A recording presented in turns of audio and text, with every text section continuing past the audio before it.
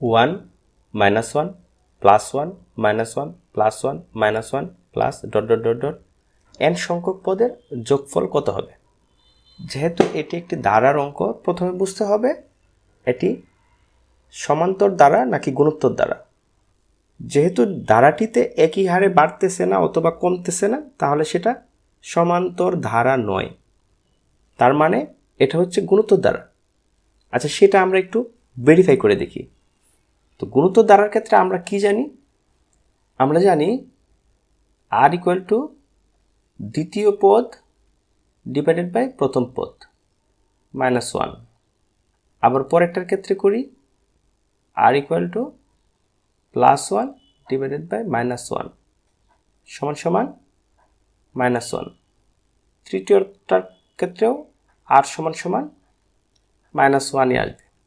তো যেহেতু অনুপাত সমান, তাহলে এটা একটি গুণোত্তর দ্বারা। এখন যেহেতু n সংখ্যক পদের যোগফল নির্ণয় করতে বলছে, স্মরণ করার চেষ্টা করি যে গুণোত্তর দ্বারার সমষ্টি নির্ণয়ের সূত্র কি। গুণোত্তর দ্বারার সমষ্টি নির্ণয়ের সূত্র আছে, আমরা দুইটা জানি। একটা হচ্ছে 1 - r⁴n ডিভাইডেড বাই 1 - r। এটাকে গুণ করতে হয় প্রথম পদ a এর সাথে।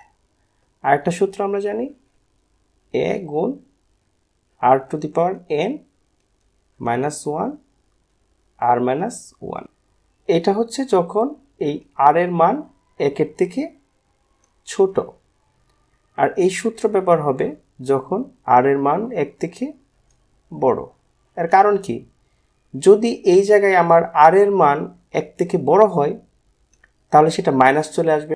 তাহলে যেহেতু আমাদের r এর মান 1 থেকে ছোট, তাহলে আমরা সূত্রটা ইউজ করব এটা।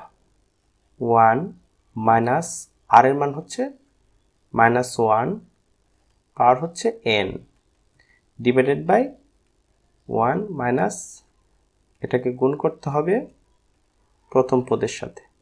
তো প্রথম পদ কত? প্রথম পদ হচ্ছে আমার 1। এটা দাঁড়াচ্ছে 1 প্লাস, তার মানে হচ্ছে 1/2 1/2 সেকেন্ড ব্র্যাকেট 1 মাইনাস, এটা হচ্ছে n সংখ্যক পদের সমষ্টি।